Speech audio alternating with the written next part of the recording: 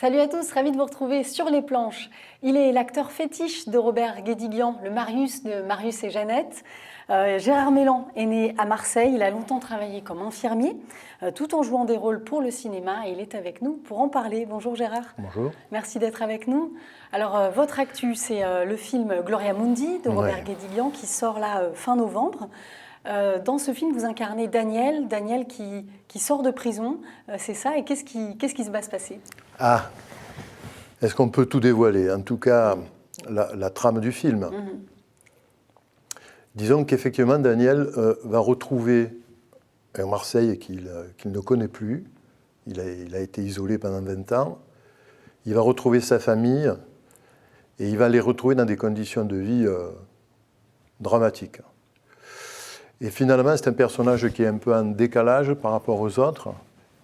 Et il va être là comme quelqu'un qui regarde ce qui se passe et qui va tout faire pour essayer de sauvegarder, de les aider, de les sauver dans leur drame au quotidien. Voilà. Nouveau film de Robert Guédiguian qui est votre partenaire au cinéma. Tout a commencé avec lui. C'est de là qu'est venu, vous, votre... Oui, mais c'est une vieille histoire. Hein. Robert Guédiguian, on a fait, j'allais dire, toutes nos études ensemble, oui, de la maternelle à communale, au lycée, la fac. Et puis il y a la passion du cinéma, qui arrive très tôt, dans les années 67, 68, avec la rencontre avec le cinéma, le néo-réalisme italien, Pasolini, Fellini, Antonioni, etc., où d'un coup on est en prise directe avec nous qui sommes deux jeunes à l'époque de 16 et 17 ans, qui voulons faire la révolution, c'est lundi, on va faire la révolution le mardi. Bon. Donc on a engagé au Parti communiste. Voilà, on a une vision d'un monde nouveau qui nous interpelle. Et on a un regard sur le présent qui nous est très fort représenté dans le cinéma réaliste et néo-réaliste italien. Pasolini, pour nous, ça a été un maître à penser et qui continue finalement à nous imprégner, à influencer notre cinéma. Mais est-ce qu'il y avait eu des cours de théâtre, un entraînement, ou du jour au lendemain, à un moment, il vous a dit tiens, ce rôle, je te verrai bien, et puis c'est venu comme ça? C'est venu comme ça, mais c'est un peu un atavisme. Moi, je suis d'origine italienne aussi, du côté de ma grand-mère, et j'avais un oncle qui faisait du théâtre de rue et qui chantait de l'opéra. Donc il y a quelque chose qui a à voir aussi, peut-être, qui n'est pas génétiquement implanté, mais il y a des choses comme ça. Tout petit, je faisais des petites pièces de théâtre chez moi, à Noël, à Pâques, etc. Et j'ai toujours eu envie de me mettre en représentation ou en danger, des fois. D'accord, donc il y avait une petite prédisposition, en fait. Oui, un petit truc qui me titillait. Là, donc, ce dernier film qui sort, il va y avoir un moment de promotion. Comment vous envisagez ces moments-là? On imagine que c'est assez festif de venir présenter, voilà. Oui, pour nous c'est un cadeau. On fait un film, l'objet est fini, et il faut présenter notre travail. Bon. Et la rencontre avec les spectateurs, c'est ce qu'il y a de plus magnifique, je trouve, après le film. Parce que le film est terminé, il ne nous appartient plus, il est vu par les gens, il est apprécié ou pas, mais on a envie d'aller à la rencontre et d'avoir leur avis. Retour, Voilà, leur retour. Et c'est pour nous continuer quelque part, après on va en faire un autre de film, bien sûr, mais c'est un peu continuer la vie du film, quoi, parce que c'est dur. C'est bien quand on commence un film, et c'est un peu dur quand on l'arrête, parce que d'un coup, l'histoire se finit, quoi. Et là, ça nous permet de prolonger un peu nos envies de représentation, de personnages, etc. Et pour ce personnage-là, en particulier Daniel, comment vous travaillez? Est-ce que 2 mois avant le tournage, vous vous immergez dans des livres, des films? Comment vous voulez travailler ces personnages? Alors, moi, je travaille beaucoup à l'instinct. Robert me demande souvent d'incarner des personnages très, très intériorisés. Donc, il y a un travail je fais un travail de réflexion sur moi, plutôt. Voilà. Et vous verrez, c'est un personnage qui ressemble un petit peu au personnage de Gérard dans La ville est tranquille, où c'est un personnage assez intériorisé, quoi. Voilà. Donc c'est plus un travail intellectuel, psychologique, voilà, que je fais sur moi. On a l'impression, quand on vous voit, que vous n'avez pas changé physiquement avec tous ces rôles que vous avez incarnés. Ouais. Est-ce que dans la rue, on vous reconnaît, on vous dit, mais vous me dites quelque chose? Oui. Ouais. Alors souvent, le plus qui revient, c'est Marius. Il y a beaucoup de gens qui m'appellent Marius. Bon. Parce que c'est vrai que c'est le film qui a marqué un peu, à une époque, le cinéma de Robert Guédiguian. qui lui a permis de mettre un petit peu le pied à l'étrier pour être connu internationalement aussi. Et donc ce personnage reste gravé un petit peu.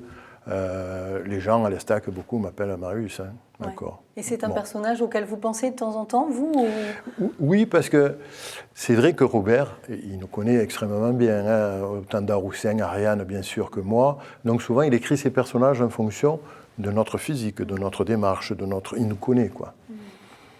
Et donc quand il écrit un personnage, il écrit un petit peu de Gérard Mélan aussi. D'accord. Voilà. Donc c'est des personnages qui parfois me collent aussi un peu à la peau quoi. C'est presque instinctif, quoi. Vous allez finalement vous mettre dedans. Voilà, on incarne. À partir du moment où on incarne un personnage, on se sert de tout ce qu'on a, de notre chair, de notre peau, de notre comment on parle, comment on marche. Et ça donne une véracité, un réalisme au personnage qui fait que d'un coup, on est plus enclin de voir des moments de vérité que du jeu ou de l'interprétation. Enfin, en tout cas, pour moi, c'est le pari que j'essaie de faire, qui est plus ou moins réussi parfois. Mais c'est ça qui m'intéresse aussi au cinéma. Et cette complicité que vous avez, que Robert a créée avec donc Jean-Pierre Daroussin, Ariane Ascaride, il y a une histoire de famille en fait. Après, quand vous les retrouvez, vous êtes dans quel état d'esprit? Oui, alors, comment dire, notre histoire, c'est une vie de cinéma et une vie au quotidien qui se mêlent et s'entremêlent. On est plus ou moins les parrains des enfants des uns et des autres.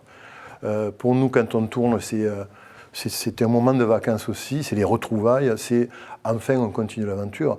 Là, c'est le 21e qui signe Robert. Ensemble, on en a fait 20, je crois, ou 19. Enfin, peu importe le nombre, mais c'est toujours celui d'après qui nous intéresse, en fait. Ouais. Bon, là, Robert nous trahit un peu parce qu'il va tourner au Sénégal. Oui. Bon, il n'y a que des Noirs. Bon, mais donc... Vous le vivez bien, quand même. Oui. On lui a permis d'aller le faire, mais c'est une très belle expérience pour lui, hein, c'est un vrai pari. Voilà, donc et justement, pour nous, vous, le fait d'aller voir d'autres réalisateurs, vous confronter aussi à d'autres écritures, est-ce que ça vous intéresse toujours? Est-ce que vous n'en avez pas eu envie? Oui, j'ai fait d'autres films avec d'autres réalisateurs. J'ai dû faire, je ne sais pas, peut-être 20 films avec d'autres réalisateurs. C'est jamais la même chose. On est dans des mondes différents. Robert a créé, avec sa troupe de comédiens, un véritable monde particulier. D'ailleurs, aujourd'hui, ça devient un petit peu son originalité d'avoir ce cinéma avec ces personnages qui vieillissent. Il se sert de ça aussi, du temps qui passe. Même si dans le dernier film, d'ailleurs, un des personnages dit « J'avais beau arracher les aiguilles de ma montre, le temps ne s'arrêtait pas ». Lui, il a besoin de cet espace-temps avec sa troupe. Et donc, c'est quelque chose de très particulier qu'on ne retrouve pas ailleurs, évidemment. C'est ce qui est très fort aussi à vivre. Ouais. Oui, il a un travail. Comment vous le qualifierez, son cinéma? On a l'impression qu'il est très ancré dans le quotidien des gens, dans la réalité. C'est d'abord un artisan de l'image. C'est quelqu'un qui est un ambassadeur, un bel ambassadeur de la vie des gens au quotidien et de ce peuple qui, parfois, il le signifie comme le peuple des pauvres gens. Alors, ça peut être des pauvres gens d'un point de vue économique, ça peut être des pauvres gens d'un point de vue culturel. Mais en tout cas, c'est quelqu'un qui parle de ce qu'il voit. Il ouvre une fenêtre sur le monde, en fait. Et dans tous les milieux, et en particulier dans le milieu dont il est issu, c'est-à-dire le milieu populaire, ouvrier, en tout cas le milieu des travailleurs, de ceux qui peinent pour vivre, quoi. Et je pense que les gens s'y retrouvent, justement. Oui, c'est ça aussi qui est très fort. Il a su créer autour de son œuvre cinématographique une certaine catégorie de spectateurs qui l'a fidélisé. Et étrangement d'ailleurs, maintenant, au bout de 30 ans, les gens que je vois, il y a des jeunes qui viennent voir son cinéma, mais la majorité des gens, ils ont étrangement les mêmes cheveux blancs que moi. Ils vieillissent ensemble et on vieillit ensemble. Voilà. C'est une belle histoire. On a parlé de votre carrière qui est cinématographique, qui est arrivée un peu sur le tard. On n'a pas parlé de votre métier d'infirmier que vous avez exercé jusqu'à il y a quelques années. Et en quoi ce métier-là, justement, a imprégné vos rôles de cinéma? Alors, Clémentine Sélarié, elle avait dit un jour, parce qu'elle avait été hospitalisée un jour qu'elle était malade, et elle avait fait une déclaration en disant « Vous voyez, j'ai rencontré les infirmières et elles jouent un rôle à l'hôpital. » Et c'est étrange, j'ai eu l'impression qu'il y avait des ponts possibles entre ce métier-là et le métier de comédienne. Et c'est vrai qu'à l'hôpital, il y a une équipe qui travaille. Le centre d'intérêt, c'est l'homme. on le soigne, on le guérit, on le soulage. Sur un plateau de cinéma, il y a aussi une équipe. Et le centre d'intérêt, c'est raconter des histoires sur l'homme, quoi. Et disons qu'il y a des charges émotionnelles qu'on reçoit à l'hôpital, dans un endroit où l'homme est en détresse, qui nous charge émotionnellement et qu'on peut arriver à faire passer au cinéma. Voilà, moi, c'est ce que j'ai toujours essayé de faire. Ouais. Voilà. Cela dit, quand vous dites que j'arrive tard au cinéma par rapport à mon métier d'infirmier, c'est pas tout à fait juste, parce que j'ai commencé mon métier d'infirmier en 1972, j'ai fait mon premier long métrage en 1980. Et j'ai toujours tenu à garder les pieds sur terre, quelque part, en continuant à vouloir être infirmier. C'est le métier que j'ai choisi au départ. Et je faisais en parallèle le métier d'acteur, sur mes congés annuels, sur des repos compensateurs. Et je suis même passé de nuit à l'hôpital pour avoir plus de temps de libre pour tourner sur au cinéma. Sacrée organisation au quotidien. Ouais, mais il faut être un peu fou, hein. C'est un très mauvais exemple. D'ailleurs, j'avais dit à un journaliste un jour qui m'avait dit « Mais oui, à quoi ça sert les exceptions on n'a pas besoin d'être intermittent. Vous voyez, vous n'avez pas besoin d'être intermittent, vous avez un travail. À côté, vous ne faites pas de film et vous... Je dis non, non, ça c'est exceptionnel. C'est pas ça qu'il faut faire. Ouais. Être acteur, c'est un vrai métier, il faut le faire à temps plein. Un mot sur vos projets à venir. Il y a un travail d'écriture en ce moment. Oui, alors je suis à l'écoute, à l'écriture, à la lecture, à la transformation de 2 scénarios que je pense qu'on va pouvoir réaliser. C'est un premier film, un premier long métrage d'une jeune réalisatrice qui s'appelle Alexandra Gros de Souza, qui est une jeune femme, pied noir. Et elle raconte l'histoire de sa famille qui arrive en Provence. Voilà. Et en quoi vous intervenez, vous ? Alors moi, je suis le père. D'accord. Le père de cette fille, il l'a rejetée, cette fille, parce que c'est quand même un film très fort et avec beaucoup de charge d'actualité, parce que ce papa-là, il a rejeté sa fille, parce qu'elle est tombée amoureuse d'un Arabe. D'accord. Voilà, sauf qu'à la fin, je peux le dire comme ça, parce que bon, à la fin, c'est lui qui va sauver la famille, quoi. Bon. D'accord. Voilà. Et un autre scénario avec un monsieur qui s'appelle Frédéric Cerulli. J'avais tourné Le Thanato avec lui, un film qui n'a pas été distribué malheureusement, mais qui est un film assez fort. Et je travaille à l'écriture avec lui, un personnage qui s'appelle Diego et qui est qui a un peu mon physique aussi. Voilà. D'accord. Est-ce qu'il y a un rôle que vous rêveriez de jouer, que vous n'avez pas encore joué justement, et qui vous titille, auquel vous pensez ? Tous les rôles m'intéressent. Ouais. Moi. Tout ce qui s'éloigne un peu de moi et tout ce qui m'en rapproche, en fait. Parce que c'est à la fois intéressant de dire, j'allais dire, qu'est-ce que je pourrais donner comme exemple ?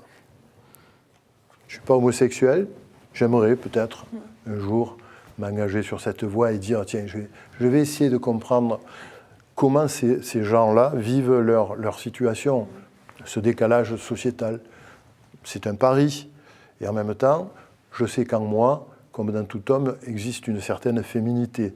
Donc peut-être exploiter ces chemins-là dans la recherche de l'interprétation, c'est intéressant pour un acteur. Oui, tout à fait. Merci Gérard Mélan, en tout cas, d'être venu nous voir. Je vous en prie. C'était un bonheur. Donc on peut vous retrouver dans Gloria Mundi, dans quelques jours sur vos écrans de cinéma, un film de Robert Guédiguian. Merci d'avoir été avec nous. Le 27 novembre. Le 27 novembre, très exactement. On sera au rendez-vous. Merci de nous avoir suivis et à très bientôt.